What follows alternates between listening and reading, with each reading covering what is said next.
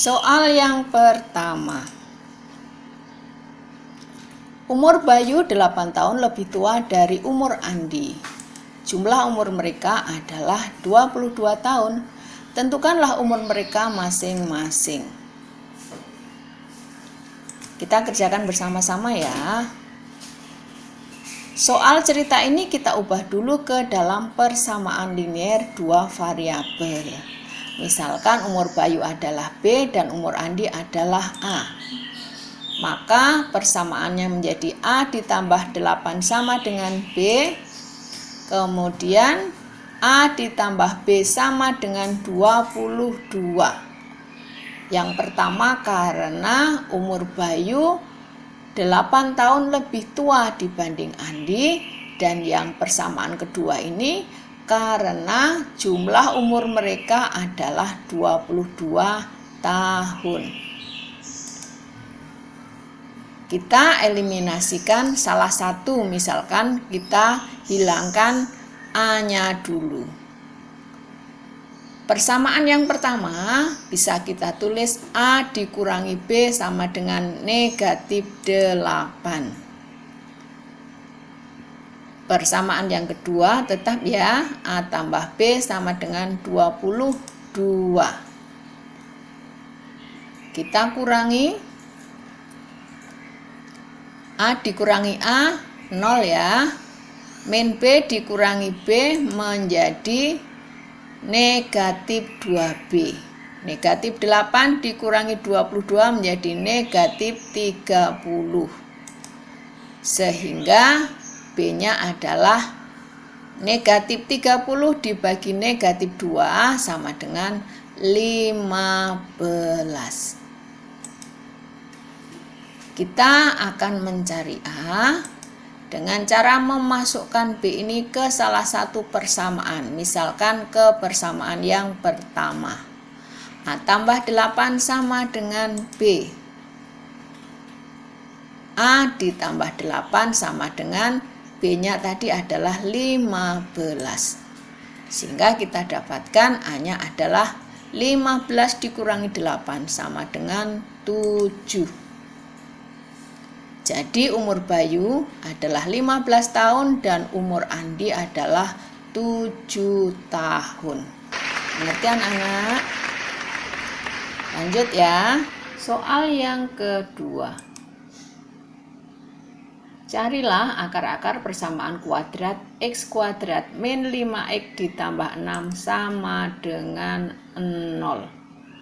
Kita kerjakan bersama-sama ya.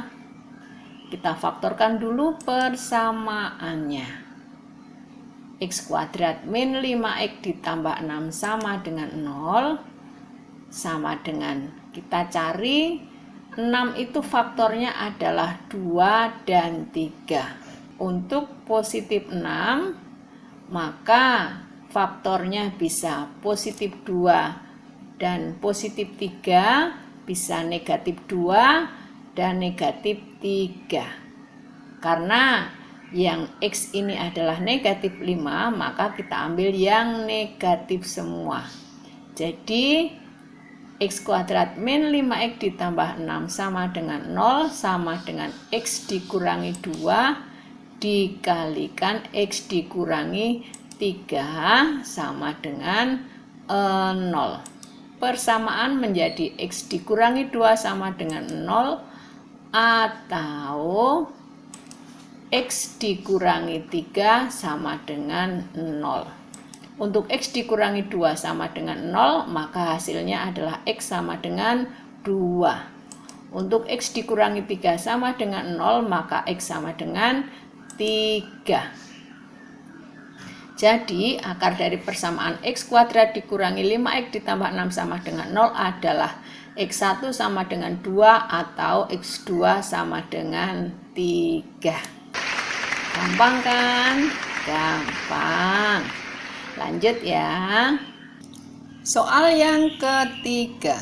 Ketinggian sebuah peluru yang ditembakkan dari meriam sebuah kapal dirumuskan dengan HT sama dengan 1000 dikurangi 5T kuadrat dengan H dalam satuan meter dan T adalah detik. Berapa detik musuh yang berada dalam ketinggian maksimum jangkauan bisa dihancurkan? Kita kerjakan bersama-sama ya. HT adalah sama dengan 1000T dikurangi 5T kuadrat. Pada persamaan ini A-nya adalah negatif 5. B-nya adalah 1000. Untuk mencari T ekstrim sama dengan min B per 2A. Min B-nya adalah min 1000 dibagi 2A. 2 dikalikan negatif 5. Sama dengan negatif 1000 dibagi negatif 10 sama dengan 100. Jadi, musuh yang berada dalam ketinggian maksimum jangkauan meriam bisa dihancurkan dalam waktu 100 detik. Ngerti anak-anak? Lanjut ya. Soal yang keempat. Diketahui titik A 2,5, B 3,-6 dan C 1,P segaris. Berapakah P? Kita kerjakan bersama-sama ya. Garis melalui 2,5, maka Y sama dengan MX plus C menjadi 5 sama dengan M dikalikan 2 ditambah C. X-nya diganti 2, Y-nya diganti 5. Atau ini sama dengan 5 sama dengan 2 kalikan M menjadi 2M ditambah C. Kemudian garis melalui 3,-6. Maka Y sama dengan MX ditambah C menjadi negatif 6 sama dengan M dikalikan 3 ditambah C.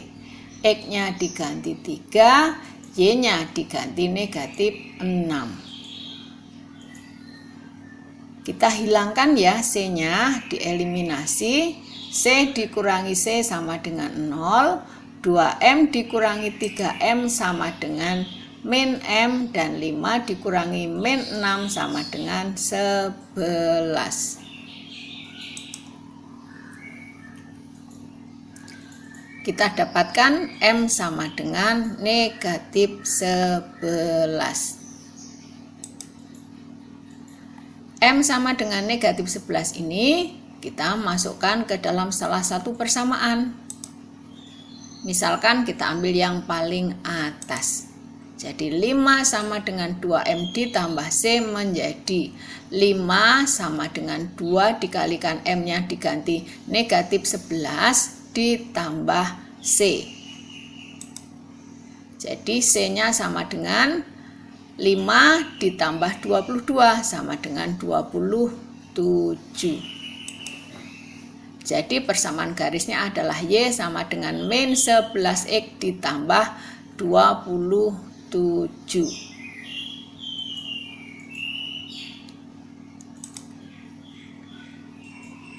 Atau 11X ditambah Y minus 27 sama dengan 0. Ditanyakan P-nya, titik C 1,P pada garis, berarti 11 dikalikan X-nya adalah 1 ditambah Y-nya diganti P dikurangi 27 sama dengan 0. Berarti P dikurangi 16 sama dengan 0. P sama dengan 16.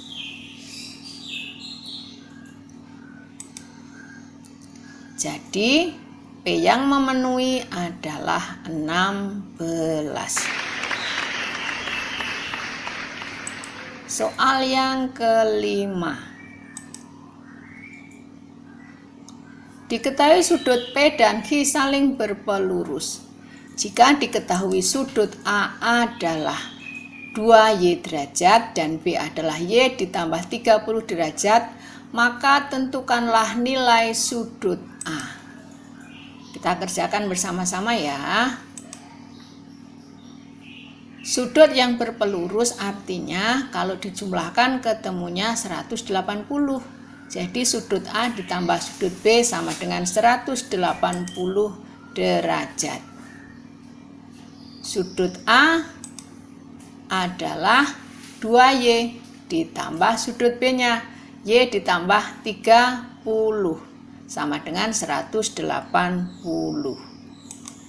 2Y ditambah Y sama dengan 3Y ditambah 30 sama dengan 180. Jadi 3Y sama dengan 150. Y-nya 150 dibagi 3, yaitu 50.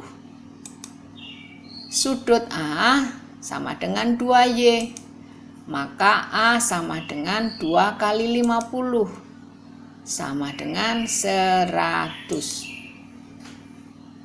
Jadi sudut A adalah 100 derajat. Gampang kan? Gampang. Soal yang ke-6. Diketahui koordinat titik P negatif 3,5, Q negatif 5,1, dan S adalah negatif 1,1. Carilah koordinat titik R agar PQRS membentuk belah ketupat. Siap bos, nanti ketupatnya boleh nggak dimakan? Boleh. Kita gambar dulu ya titik PQS-nya agar kita bisa menemukan titik R. P adalah negatif 3,5. 1, 2, 3, 1, 2, 3, 4, 5. Ini adalah titik P-nya. Kemudian titik Q negatif 5,1. 1, 2, 3, 4, 5 naik ke atas 1. Q-nya ketemu. Kemudian titik S-nya negatif 1,1. 1 langkah ke kiri, 1 langkah ke atas, negatif 1,1. Berarti R-nya ketemu sudah. 1, 2, 3 ke arah kiri dan ke bawah adalah 3 langkah. 1, 2, 3. Berarti R-nya adalah negatif 3, negatif 3. Gampang ya? Iya. Lanjut anak-anak. Soal yang ke-7. Diketahui 6 cm, 8 cm, 11 cm adalah ukuran sisi suatu segitiga.